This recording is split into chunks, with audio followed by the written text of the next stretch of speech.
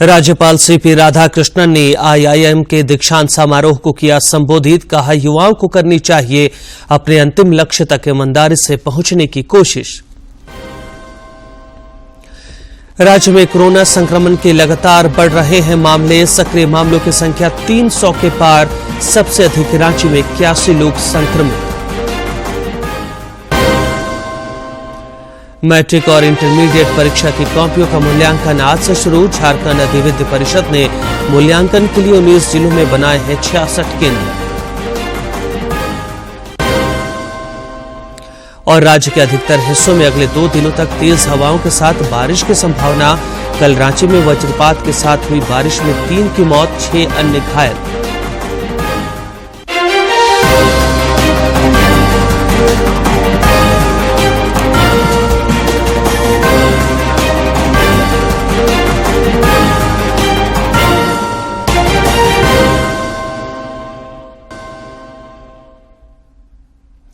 नमस्कार, खबरें झारखंड में स्वागत है आपका। मैं हूं रियाज आलम और अब समाचार विस्तार से। रांची स्थित भारतीय प्रबंधन संस्थान का कल 11वां दीक्षांत समारोह आयोजित किया गया। समारोह में मुख्य अतिथि के रूप में राज्यपाल सह कुलाधिपति सीपी राधाकृष्णन शामिल हुए। इस दौरान उन्होंने विद्यार्थियों को डिग्रियां प्रदान की। इस मौके पर राज्यपाल ने कहा कि युवाओं को अपने अंतिम लक्ष्य तक ईमानदारी से पहुंचने की कोशिश करनी चाहिए। नया सराय में नवनिर्मित भारतीय प्रबंधन संस्थान के दीक्षांत समारोह में राज्यपाल सीपी राधाकृष्णन ने प्रबंधन के विभिन्न विधाओं के कुल 352 छात्र छात्राओं को डिग्रियां प्रदान की और उत्कृष्ट प्रदर्शन करने वाले विद्यार्थियों को सम्मानित भी किया। इस अवसर पर उन्होंने विद्यार्थियों से एक दूसरे का सहयोग कर देश निर्माण में योगदान करने की बात कही।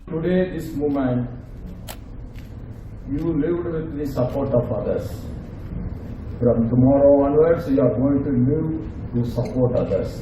That should be your motive. That is the real life. राज्य के नया सराय में नवनिर्मित भारतीय प्रबंधन संस्थान देश का नवा प्रबंधन संस्थान है। संस्थान के चेयरमैन प्रवीण शंकर पांडे ने कहा कि इस समय भारत दुनिया में सबसे तेजी से विकसित होने वाली अर्थव्यवस्था है। भारत अब संभावनाओं का देश बन गया है। Fastest growing economy in the world. I remember at our times, every year I used to go Nani Palkhiwala's speech in Mumbai, and every year we used to have less than 1% GDP growth.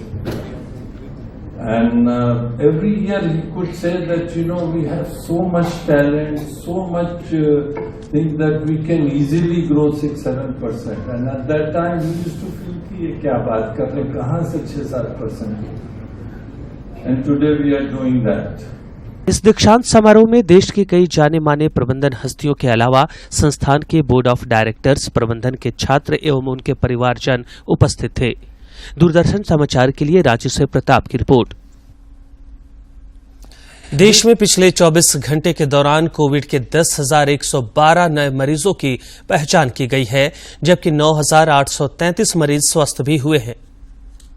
इसके बाद देश में recovery rate 98.66% हो गया है। वहीं साप्ताहिक positivity rate वर्तमान में 5.43% दर्ज किया गया है। इसके साथ ही दैनिक पॉजिटिविटी रेट 7.03% दर्ज किया गया है।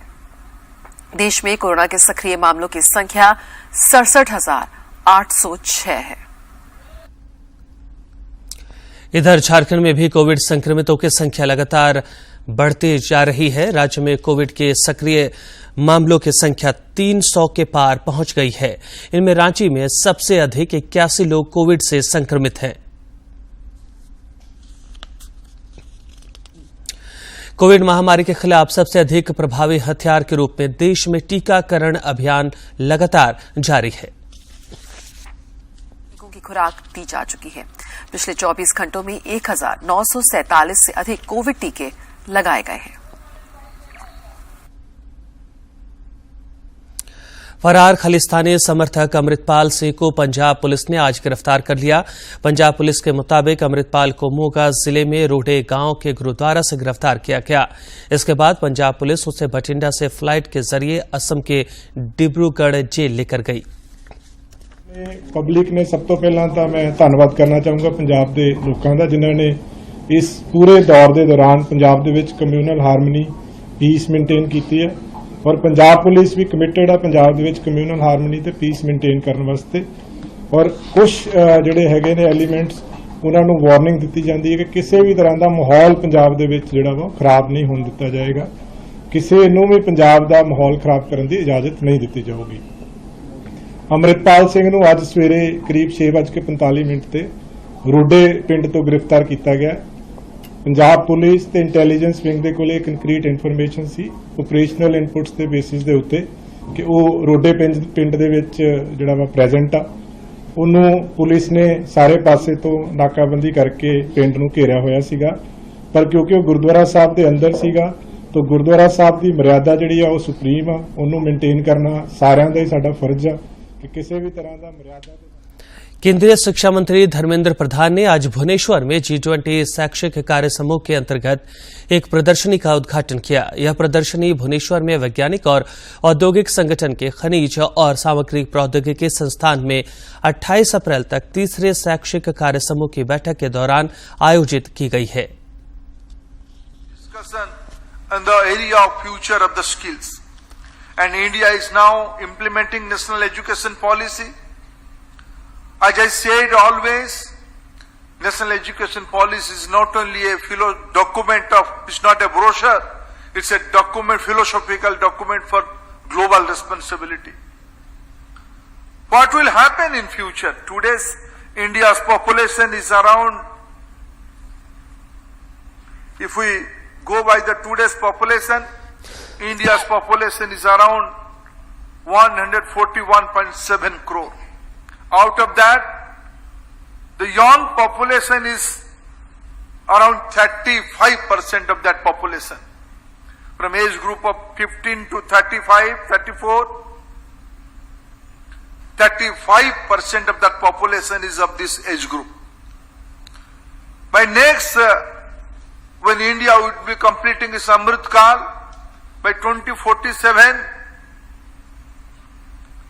India will be having 25% of young population of the entire globe only in India. Patna Hatia Vande Bharat train के परिचालन को लेकर पूर्व मध्य रेलवे ने नई समय सारणी रेलवे बोर्ड को भेज दी है। इसमें कहा गया है कि पटना गया रेलखंड पर वंदे भारत ट्रेन का परिचालन 110 किलोमीटर प्रति घंटे की रफ्तार से हो सकता है। इसका ट्रायल भी सफलतापूर्वक हो चुका है।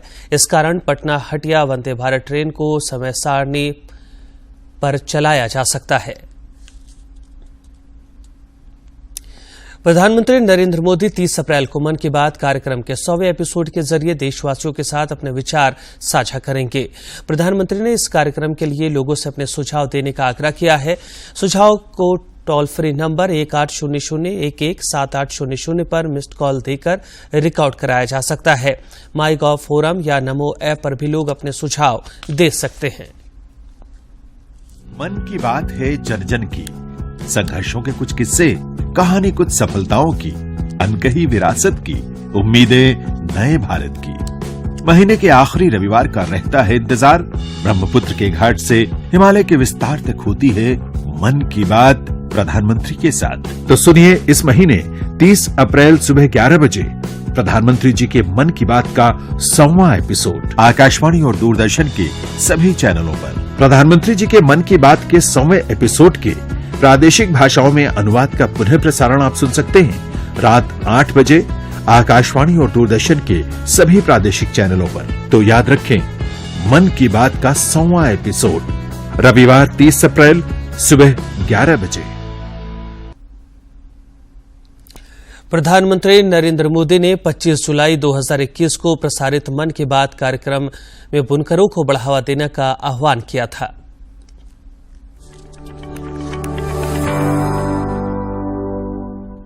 साथियों, हमारे देश के ग्रामीण और आदिवासी इलाकों में हैंडलूम कमाई का बहुत बड़ा साधन है। ये ऐसा क्षेत्र है जिससे लाखों महिलाएं, लाखों बुनकर, लाखों शिल्पी जुड़े हुए हैं। आपके छोटे छोटे प्रयास बुनकरों में एक नई उम्मीद जगाएंगे। आप स्वयं कुछ न कुछ खरीदें और अपनी बात दूसरों को भी बताएं। और जब हम आजादी के 75 साल मना रहे हैं, तब तो इतना करना हमारी जिम्मेवारी बनती है भाइयों।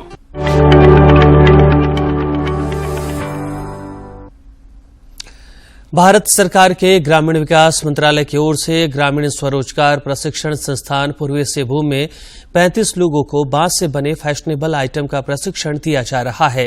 संस्थान के निदेशक अरुण कुमार भगत ने बताया कि यहां लोगों को बांस से बनने वाले कई ऐसे फैशनेबल आइटम का प्रशिक्षण दिया जा रहा है ताकि उनके व्यापार में कुछ वैल्यू ऐड हो सके।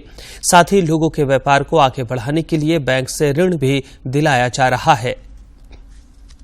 मतलब स्वयं रोजगार के लिए कोशिश कर रहा हूँ कि आगे जाकर मेरा परिवार को मैं खुद अपना बिजनेस करके सीख के अपना बिजनेस करके बेच के तो अपना परिवार को चला सके। बांस एवं बेत से बनी वस्तुओं के निर्माण कैसे किया जाए, इससे संबंधित विषय पर प्रशिक्षण प्रदान किया जा रहा है। इस प्रशिक्षण में अभी वर्तमान में कुल 35 प्रशिक्षणार्थी प्रशिक्षण ले रहे हैं। झारखंड अधिविद्य परिषद जैक की ओर से इस वर्ष ली गई मैट्रिक और इंटरमीडिएट की कॉपियों का मूल्यांकन आज से शुरू हो गया है।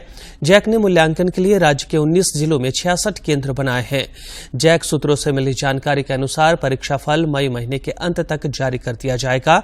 जैक की ओर से इस वर्ष ली गई परीक्षा में लगभग 8 लाख परीक्षार्थी शामिल हुए हैं। पूर्वी सिंहभूम जिले के गोलमुरी थाना क्षेत्र में एक केबल कंपनी के गोदाम की दीवार गिरने से उसमें दबकर एक युवक की मौत हो गई। मृतक की पहचान गोलमुरी आनंद नगर निवासी अशोक दास के रूप में हुई है। पुलिस मामले की छानबीन में जुटी है।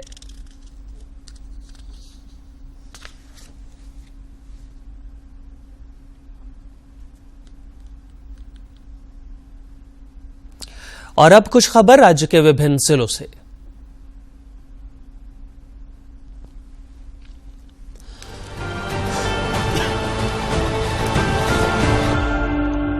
राज्यपाल सीपी राधाकृष्णन ने रांची के सांसद संजय सेठ से राजभवन में मुलाकात की। इस दौरान सांसद ने 5 से 7 मई को रांची में आयोजित होने वाले सांसद सांस्कृतिक महोत्सव के लिए राज्यपाल को आमंत्रित किया। इस अवसर पर पद्मश्री मुकुंद नायक, पद्मश्री मधु मंसूरी हसमुख, एसटी सिंह सहित आयोजन समिति से जुड़े विभिन्न सदस्य और युवा रंगकर्मी उपस्थित थे। रामू जिले के रामगढ़ थाना क्षेत्र से पुलिस ने गोली लगने के 20 महीने बाद जेजेएमपी उग्रवादी सुरेंद्र राम को गिरफ्तार किया है। सुरेंद्र लातेहार जिले के मनिका थाना क्षेत्र के अगरडी मंधनिया का रहने वाला है। इलाज के बाद सुरेंद्र अपने घर पर रह रहा था। राज्य के इटकी थाना क्षेत्र के बिंधानी गांव में आकाशीय बिजली गिरने से 2 युवकों की मौत हो गई, जबकि 2 युवक गंभीर रूप से घायल हो गए। मृतकों में अनूप कुजूर और सुशील मुंडा शामिल हैं, जबकि घायलों में दुर्गा उरांव और दिवा उरांव शामिल हैं। रांची के सदर थाना क्षेत्र से पुलिस ने कुकर बाजार के समीप एक घर में छापेमारी कर देशी कट्टा के साथ एक व्यक्ति को गिरफ्तार किया है। गिरफ्तार व्यक्ति का नाम अमन कुमार राम है। रांची जिले के तुपुदाना ओपी क्षेत्र से पुलिस ने अफीम और डोडा के साथ 3 तस्करों को गिरफ्तार किया है। गिरफ्तार तस्करों में राजेश नाग, एतवा मिर्धा और महबूब आलम शामिल हैं। पुलिस ने इनके पास से 492 ग्राम अफीम और करीब 595 किलो डोडा बरामद किया है। चतरा जिले के पिपरवार थाना क्षेत्र से पुलिस ने हथियार के साथ 3 बदमाशों को गिरफ्तार किया है। इनके पास से पुलिस ने एक 9mm का पिस्टल, 4 गोली, 2 मोबाइल फोन और 2 बाइक बरामद किया है। खूंटी जिले के मुरहू और अड़के प्रखंड की सीमा पर बहने वाली तजना नदी पर ग्रामीणों के साथ संयुक्त रूप से श्रमदान कर बोरी बांध बनाया गया। जिले के उपायुक्त ने सोशल मीडिया पर फोटो शेयर करते हुए कहा कि सुदूर क्षेत्र के ग्रामीण आत्मविश्वास और जागरूक दृष्टिकोण के साथ विकास के पथ पर अग्रसर हैं। देवघर जिले के लोगों की सुविधा के लिए टॉक टू डीसी कार्यक्रम का आयोजन किया जाएगा। जिले के उपायुक्त मंजुनाथ भजंत्री ने जिले वासियों से आग्रह किया है कि वे अपने नजदीकी प्रज्ञा केंद्र के अलावा क्लस्टर लेवल फेडरेशन और विलेज ऑर्गेनाइजेशन के माध्यम से अपनी समस्याओं और सुझावों को उनके समक्ष रख सकते हैं। देवघर जिले के सरसकुंज में रह रहे बच्चों की आंखों की जांच के लिए नेत्र परीक्षण शिविर का आयोजन किया गया। इस दौरान भगवान महावीर आई केयर हॉस्पिटल के नेत्र रोग विशेषज्ञ और चिकित्सकों द्वारा सभी बच्चों के आंखों की जांच की गई।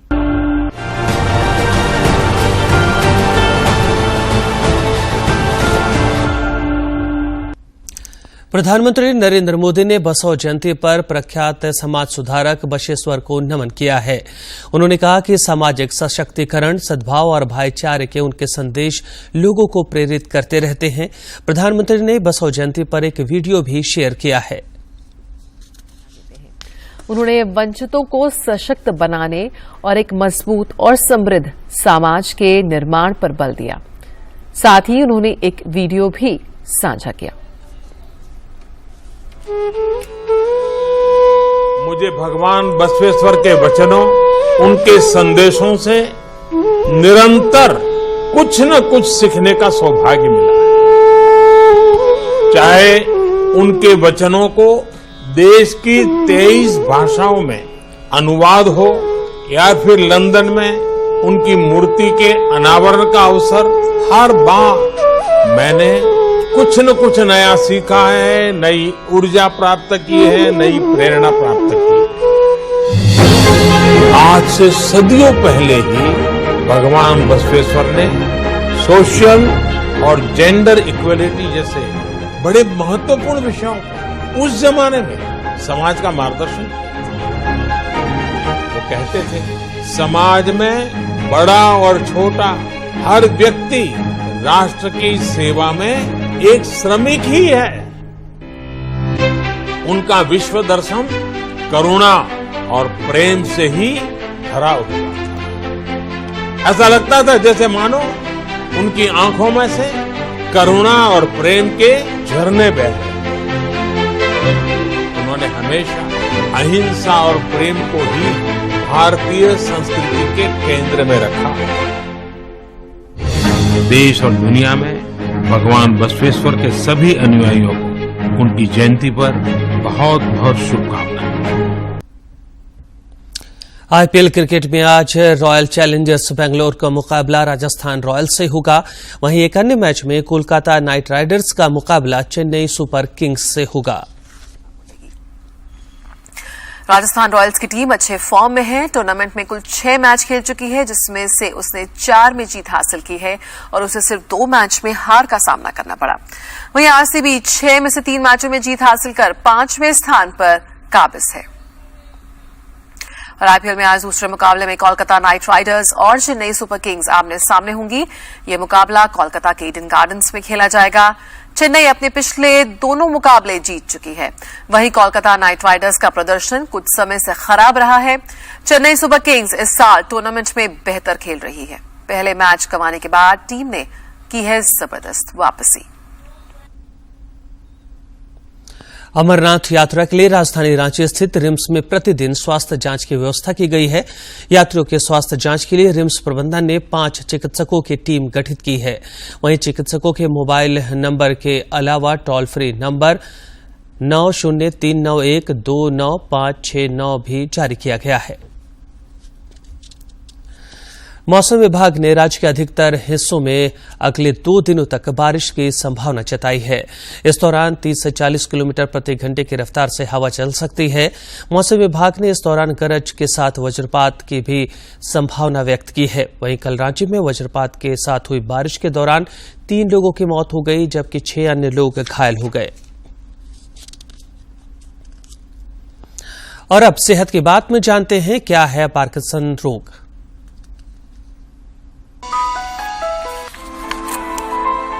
पार्किंसन मस्तिष्क में होने वाला रोग है। इस रोग के लक्षण समय के साथ बढ़ते हैं और रोगी का जीवन प्रभावित होने लगता है। पार्किंसन रोग होने पर व्यक्ति के हाथों व पैरों में जकड़न और कंपन उत्पन्न हो सकता है। कंपन एक हाथ से आरंभ होता है। ये कंपन विश्राम की अवस्था में होता है। क्रिया करते समय कंपन नहीं होता। क्रिया करने की गति धीमी हो जाती है। कार्य करने में अधिक समय लगता है। चलने की गति और आवाज धीमी होने लगती है। चलते समय संतुलन बिगड़ सकता है।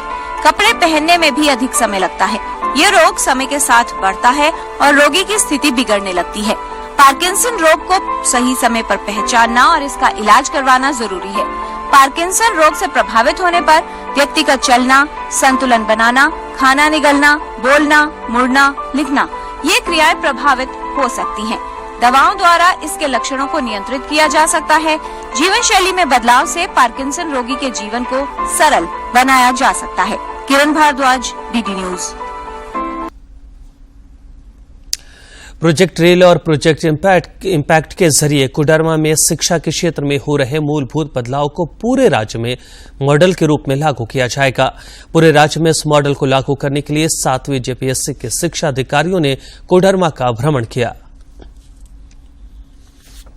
कोडरमा में प्रोजेक्ट रेल के तहत हर शनिवार सरकारी स्कूल के बच्चों का टेस्ट लेकर उनका मूल्यांकन किया जाता है, जबकि प्रोजेक्ट इम्पैक्ट के तहत बच्चों को दूसरी गतिविधियों में भी निपुण बनाया जा रहा है। इन दोनों प्रोजेक्ट के जरिए कोडरमा की सरकारी शिक्षा व्यवस्था लगातार बेहतर हो रही है। पिछले साल भी मैट्रिक और इंटर की परीक्षा में कोडरमा पूरे राज्य में टॉप पर था और अब यही मॉडल पूरे राज्य में सरकारी शिक्षा व्यवस्था को सुदृढ़ करने के लिए अपनाया जाएगा।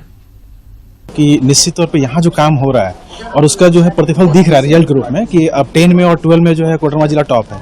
तो क्यों है ये आकर के यहाँ समझ में आया पहली बार कि वो इसलिए है कि जो प्रोजेक्ट इम्पैक्ट है वो मतलब सेल्फ मोटिवेट कर रहा है बच्चों को पढ़ने के लिए, ठीक है, और उसका जो अनुशासन डेवलप कर रहा है और अनुशासन आज के टाइम पे सबसे जरूरी चीज है। अगर कोई बच्चे को अनुशासित कर सकते हैं तो ऑटोमेटिकली वो पढ़ना शुरू कर देता है। कुछ दिनों पहले कोडरमा में एक कार्यक्रम के दौरान मुख्यमंत्री हेमंत सोरेन ने जिले के सरकारी स्कूलों में गुणवत्तापूर्ण शिक्षा के साथ साथ नो कॉस्ट और लो कॉस्ट पर मूलभूत सुविधाओं की सराहना करते हुए इसे पूरे राज्य में लागू करने की घोषणा की थी। इस बाबत 7वीं जेपीएससी पास 38 शिक्षा अधिकारी और शैक्षिक अनुसंधान परिषद के 10 अधिकारियों ने कोडरमा के कई स्कूलों का मुआयना किया और वह प्रोजेक्ट रेल और प्रोजेक्ट इम्पैक्ट के तहत बच्चों को दी जा रही शिक्षा को नजदीक से जानने का प्रयास किया। सपने वो होते हैं जिसको जागती आंखों से देखा जाए, और जब हम कोडरमा आए ट्रेनिंग पर्पस से, जब यहाँ का मॉड्यूल हमारे लिए सेट किया गया था तो उन सपनों को ही हमने यहाँ पे साकार होते हुए देखा। तो ड्रीम कम्स ट्रू, ये एक्चुअली यहाँ पे हमने फील किया। और झारखंड एजुकेशन सर्विस ज्वाइन करने से पहले एक्चुअली इन्हीं सपनों के साथ हमने ज्वाइन किया था और बहुत अच्छा लगता है जो आपके सपने हैं उनको आप धरातल पर उतरते हुए देख। नवनियुक्त शिक्षा अधिकारियों ने यहां 2 दिनों में कई स्कूलों का भ्रमण करते हुए वहां चलाए जा रहे कार्यक्रमों का मुआयना किया। भ्रमण कार्यक्रम के अंतिम चरण में उपायुक्त ने शिक्षा अधिकारियों के साथ 1 घंटे का ओरिएंटेशन प्रोग्राम भी किया, जिसमें प्रोजेक्ट रेल और प्रोजेक्ट इम्पैक्ट से जुड़ी बारीकियां बताई। उपायुक्त आदित्य रंजन ने कहा कि पूरे राज्य में कोडरमा के मॉडल को अपनाया जा रहा है, यह गर्व की बात है। पूरा भरोसा है कि ये लोग अपने अपने जिलों में जहाँ भी कार्यरत होंगे वहाँ कोशिश करेंगे कि इम्प्रूवमेंट करें और जो कोडरमा में हम लोगों ने किया है उससे और बेहतर प्रदर्शन ये लोग अपने अपने जिलों में करें। इसी आशा के साथ हम लोगों का एक ओरिएंटेशन किया है, लगभग 7-8 स्कूल में विजिट कराए हैं और हमें पूरा भरोसा है कि लोग अच्छा करेंगे। कोडरमा जिले के तमाम सरकारी स्कूलों में प्रोजेक्ट रेल और इम्पैक्ट के बाद न सिर्फ बच्चों को गुणवत्तापूर्ण शिक्षा मिल रही है, बल्कि सरकारी स्कूलों में ऐतिहासिक उपस्थिति भी बढ़ रही है। सरकारी स्कूलों में बच्चों की उपस्थिति और उनकी लगन को देखकर नवनियुक्त शिक्षा अधिकारी भी अपने अपने पदस्थापन वाले जिले में इसके अनुपालन की बात कही। कोडरमा से गजेंद्र बिहारी की रिपोर्ट। रांची में महिलाओं का एक बड़ा समूह सोहराय चित्रकला के जरिए न सिर्फ सशक्त बन रहा है, बल्कि देश और दुनिया के फलक पर इस कला को भी सम्मान दिला रहा है। देखिए ये रिपोर्ट। झारखंड के ग्रामीण जीवन शैली, आर्थिक क्रियाकलाप और देश के गौरव को रंगों और कूचे से जीवंत करने का नाम है सोहराई पेंटिंग। इस क्षेत्र में जाना माना नाम है जयश्री इंदवार का। आज से करीब 18 वर्ष पूर्व इन्होंने कुछ ग्रामीण महिलाओं को साथ लेकर सोहराई चित्रकला को सम्मान और पहचान दिलाने की मुहिम शुरू की थी। कारवां बढ़ने के साथ साथ कुनबा भी बड़ा होता चला गया और इस कला के जरिए आज इनसे जुड़ी सैकड़ों महिलाओं का परिवार चल रहा है। गाँव की जितनी भी महिलाएं हैं उन लोगों को सिखा करके फिर ये पेंटिंग हम लोग कपड़े पे और हैंडमेड शीट पे करते थे। फिर करते करते हम लोग धीरे धीरे जब परिस्थिति कुछ ऐसी हो गई कि हमें उसमें काम नहीं मिलने लगा तो फिर हम लोग वॉल पे काम करने लगे और फिर कारवां बढ़ते चला गया। जयश्री बताती हैं कि एक ऐसा भी दौर आया जब वे काफी निराश और हताश हो चुकी थी। तब प्रधानमंत्री नरेंद्र मोदी की हौसला अफजाई ने उन्हें और सोहराई कला से जुड़े दूसरे कलाकारों को एक नया जीवन दिया। आज जयश्री की टीम को सरकारी भवनों से लेकर रेल स्टेशनों पर अपना हुनर दिखाने का भरपूर अवसर मिल रहा है। और एक प्रधानमंत्री जी जब नरेंद्र मोदी जी जब आए तो उनका एक संदेश आया कि स्वच्छ भारत अभियान, तो उस समय हम लोगों को एक मौका मिला क्योंकि वो उसी समय हजारीबाग रेलवे स्टेशन आए थे और वहाँ सोहराई पेंटिंग हुआ था, तो ये देख के उनको बहुत अच्छा लगा। कला का सम्मान होता है तो कलाकारों का उत्साह बढ़ता है। जयश्री इंदवार और उनकी टीम को तत्कालीन राज्यपाल द्रौपदी मुर्मू और रेल मंत्री पीयूष गोयल के हाथों सम्मान मिला ही है और भी कई पुरस्कार इन्होंने अपने नाम किए हैं। अपराजिता सम्मान जो हमें द्रौपदी मुर्मू के हाथों द्वारा मिली, फिर रेलवे में अच्छा एक आदिवासी महिला होने के नाते जो काम कर रहे हैं उसको प्रोत्साहन देने के लिए हमको दिल्ली बुलाया गया और वहाँ रेल मंत्री पीयूष गोयल थे उस समय, उनके हाथों मुझे सम्मानित किया गया। इनके साथ जुड़कर साथी कलाकारों का जीविकोपार्जन भली प्रकार तो हो ही रहा है, उन्हें समाज में एक पहचान भी मिल रही है। मुझे पेंटिंग करना बहुत पसंद है। ऐसे झारखंड में सोहराई पेंटिंग चलता है कल्चर, तो हम लोग सब ग्रुप मिलके सोहराई और कल्चर पेंटिंग करते हैं। बड़े बड़े इंस्टीट्यूशन में होती है पेंटिंग, बहुत अच्छा लगता है। काम करके बहुत अच्छा लग रहा है और ये सोहराई पेंटिंग वगैरह जो कल्चरल है वो हम लोग को दिखाने का कोशिश कर रहे हैं। हम लोग को बहुत जगह मिला है, जैसे कि सिकेपी और राउरकेला, आसनसोल, झलसुगड़ा और बहुत जगह जाके किए हैं। सोहराई झारखंड की प्राचीन चित्रकला है। एक दौर था जब इस कला ने गुफाओं की दीवारों से निकलकर घरों की दीवारों पर जगह बना ली थी, लेकिन एक दौर वह भी आया जब यह भारी उपेक्षा का शिकार हुई। हालांकि अपने हजारीबाग दौरे के क्रम में जब प्रधानमंत्री श्री मोदी ने इसकी तारीफ की, तब इसके दिन बहुरने लगे हैं। रांची से अवधेश गौतम की रिपोर्ट। केंद्र सरकार द्वारा चलाई जा रही जन कल्याणकारी योजनाओं का लाभ अब धरातल पर साफ तौर पर दिखने लगा है। आज हम आपको दिखाते हैं गिरिडीह के कल्याण डी निवासी हरेंद्र कुमार की सफल कहानी, जिनकी जिंदगी में शिशु मुद्रा योजना के कारण परिवर्तन हुआ है। कुछ साल पहले तक काम के अभाव में बेरोजगारी की जिंदगी जीने वाले गिरिडीह के हरेंद्र आज व्यस्त हैं। उनकी बेरोजगारी दूर करने में प्रधानमंत्री मुद्रा योजना कारगर साबित हुई है। हरेंद्र ने बैंक ऑफ इंडिया से 50,000 रूपये लोन लेकर अपनी छोटी सी दुकान खोली और आज ये इनके परिवार की खुशहाली का मंत्र बन गया है। बैंक द्वारा मुझे 50,000 रुपया लोन मिला, उससे मैं छोटा मोटा दुकान किया हूँ। पहले से आर्थिक स्थिति कुछ अच्छी है। हरेंद्र के पड़ोसी महेश कुमार साहू का कहना है कि मुद्रा लोन के कारण उनकी जिंदगी में बदलाव आया है। उनका कहना है कि मुद्रा लोन लेने के पहले उनकी आर्थिक स्थिति अच्छी नहीं थी, लेकिन आज वो स्वावलंबी हो गए हैं। अच्छा दुकान बढ़िया चल रहा है, वही मुद्रा लोन लेने के। बैंक ऑफ इंडिया के एलडीएम नीतीश कुमार ने कहा कि ये भारत सरकार की महत्वाकांक्षी योजना है।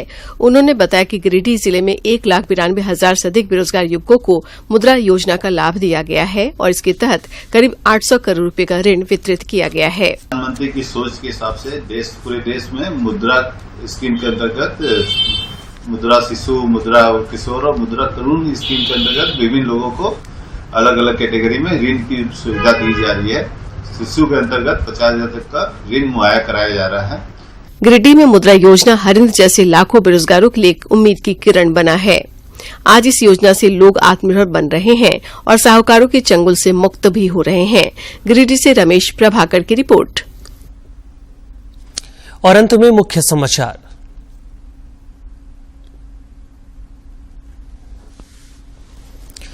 राज्यपाल सीपी राधाकृष्णन ने आईआईएम के दीक्षांत समारोह को किया संबोधित। कहा, युवाओं को करनी चाहिए अपने अंतिम लक्ष्य तक ईमानदारी से पहुंचने की कोशिश।